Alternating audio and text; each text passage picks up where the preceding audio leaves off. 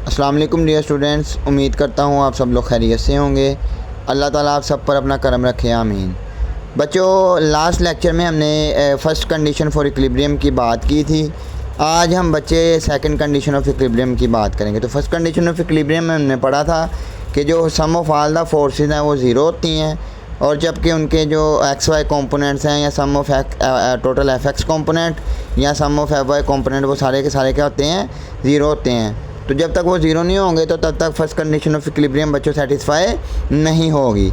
आज हम बात करते हैं बेटा सेकंड कंडीशन ऑफ इक्विलिब्रियम की।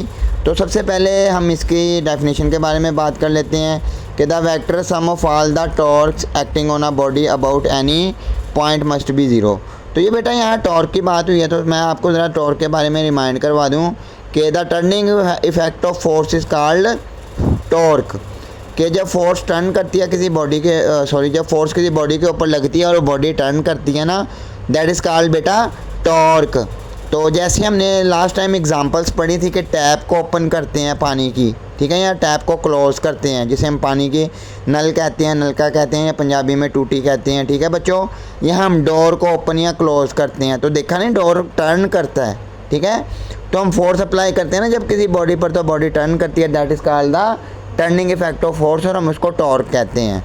तो सेकंड कंडीशन ऑफ इक्विलिब्रियम में बच्चों जब किसी बॉडी के ऊपर टॉर्क अप्लाई करते हैं ना, तो तमाम का तमाम टॉर्क जो किसी बॉडी के ऊपर अप्लाई हो, जो उसे टर्न करवाए, वो टॉर्क सारे का सारा बेटा उसका सम ज़ीरो होता है, ठीक है। जैसे ये इक्वेशन आप देख सकते हो। अब बच्चों यहाँ एक डायग्राम आप देखो कि डायग्राम में मैंने एक सीसा बनाया है, ठीक है, जो एक पिवट पॉइंट के साथ अटैच है, जिसे पॉइंट ओ बोला। एक साइड पर फोर्स F1 लग रही है, अपवर्ड भी जा सकती है, डाउनवर्ड भी जा सकती है, जबकि दूसरी साइड पर फोर्स F2 बच्चों लग रही है, जो अपवर्ड भी जा सकती है या डाउनवर्ड भी जा सकती है।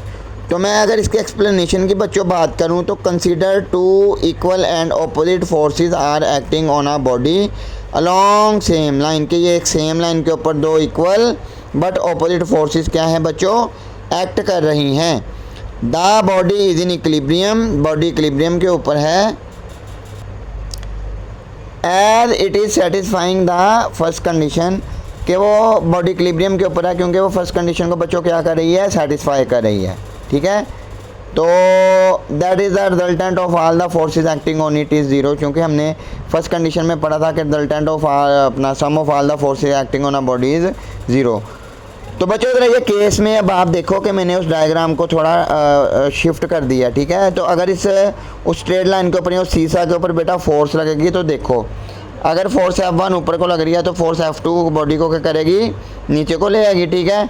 बॉडी क्या है, अब टर्न कर चुकी है, तो टर्न की है, तो अब इसके ऊपर क्या इम्पैक्ट होगा, अब इसकी ज़रा बच्चों बात कर लेते हैं। तो if two equal but opposite forces are acting on a body, के दो इक्वल या ऑपोजिट फोर्सेज जब किसी बॉडी के ऊपर बच्चों एक्ट करती हैं, that there line of action are not on that are not along the same straight line, के उनकी line of action straight line के ऊपर नहीं है, then under the action of these forces a couple is produce. तो couple produce हुआ है। Couple क्या है, कपल वही कहता है कि दो इक्वल बट ऑपोजिट फोर्सेज जब किसी बॉडी पर एक्ट करती हैं, दो डिफरेंट डायरेक्शन में इक्वल होती हैं लेकिन ऑपोजिट होती हैं directions, that is called the couple. हमने लास्ट टाइम बात की थी। तो बॉडी अबाउट पोजीशन हो तो ओ पॉइंट पर ये फिक्स था। तो so the body is not in equilibrium, बच्चों बॉडी इक्विलिब्रियम में नहीं है। Although the first condition for equilibrium is being satisfy, क्योंकि first condition of equilibrium satisfy है। Therefore for a body to be completely in equilibrium, के body completely equilibrium में होने के लिए the second condition of equilibrium must be required, condition second भी required होती है, दैट इज़। अब बच्चों ज़रा मैंने इसको हाईलाइट किया है, वो ये है कि no net torque should be acting, कि कोई भी नेट टॉर्क किसी बॉडी पर एक्ट ना करे। So if the sum of all the torques are acting on a body is zero, कि किसी भी बॉडी के ऊपर टॉर्क का तमाम सम है वो जो zero, then the body will be in equilibrium, body equilibrium में होंगी, that is sum of all the torque is zero, से साइन टॉ भी के पढ़ते हैं। This is the second condition of equilibrium, ठीक है बच्चों। उसके बाद हम इसके कम्प्लीटली इक्विलिब्रियम की अगर बात करें तो अ body is in complete equilibrium, body complete equilibrium में उस वक्त होगी if it satisfy both condition of equilibrium, दोनों कंडीशन ऑफ इक्विलिब्रियम को सेटिस्फाई करे।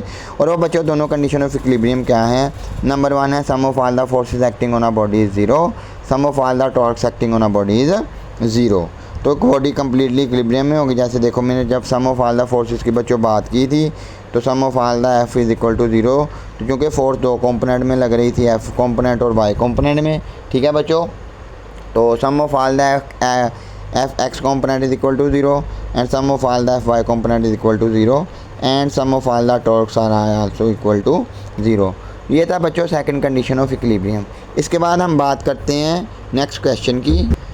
वो ये है बच्चों के नेक्स्ट क्वेश्चन कह रहे हैं describe the method to solve problem by applying condition of equilibrium, के हम मुख्तलिफ types of problem daily life में देखते हैं, हम उसको कैसे सॉल्व कर सकते हैं उन प्रॉब्लम्स को सिर्फ कंडीशन ऑफ इक्विलिब्रियम्स को ही अप्लाई करके। तो कुछ पोस्टुलेट यहाँ बनाए गए हैं, तो ज़रा बच्चों उनको ध्यान से देखिएगा।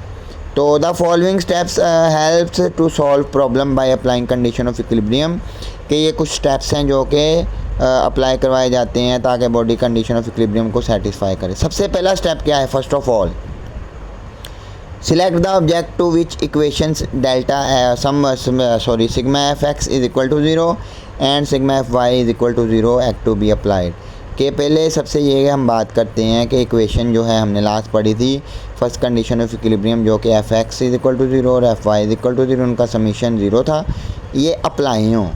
Each object should be treated separately, हर एक ऑब्जेक्ट के ऊपर ये सेपरेटली ट्रीटेड होगी। लाइक बच्चों अगर हम बात कर लें रॉड की बात कर लें उसके ऊपर अलहदा, शीशा की बात कर लें उसके ऊपर अलहदा, वॉल की अपना पिक्चर है वो वॉल के ऊपर हैंग करिए उसकी अलहदा, book lying on a table अलहदा, हर एक यानी कि हम डिफरेंट एग्जांपल अगर डेली लाइफ में देखें तो हर एक के ऊपर ये कंडीशन अलहदा ये इक्वेशन अप्लाई होंगी।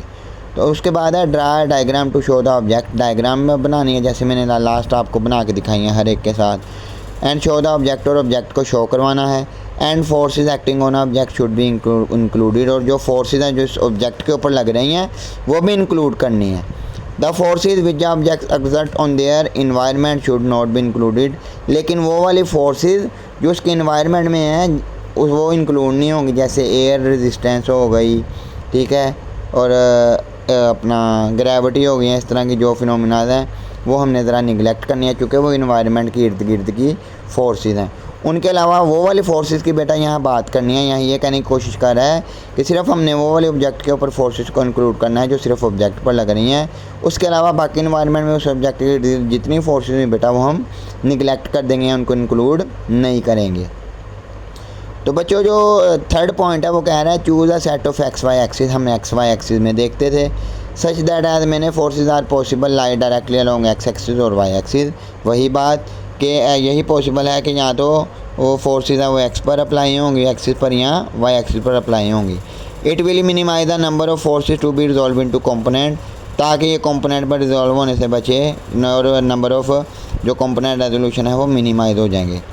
Resolve are the forces which are not parallel to either of axis in their rectangular component, कि वो वाली तमाम फोर्सेस को जो कि पैरेलल नहीं है एक्सिस में उनको रेक्टेंगुलर कंपोनेंट में रिजॉल्व कर देना जो पैरेलल नहीं है। तो उसके बाद नेक्स्ट है apply equation delta F X and summation F X and summation F Y to get two equation. तो समीशन एफ एक्स और समीशन एफ वाई को अप्लाई कर दवा देना है ताकि हमारे पास बच्चों दो इक्वेशन आ जाएँ। If needed apply equation summation T is equal to 0, कि अगर ये एक वाली इक्वेशन भी अप्लाई करें कि सम ऑफ ऑल द टॉर्क्स अभी पीछे पढ़ के आए इज़ इक्वल टू 0, ठीक है, to get another equation के और इक्वेशन हम वहाँ पर ले सकें, ठीक है बच्चों। और उसके बाद लास्ट हमारे पास पोस्टुलेट है the equations can be solve simultaneously, हम इस इक्वेशन को अपने सॉल्यूशन के मुताबिक हल कर सकते हैं।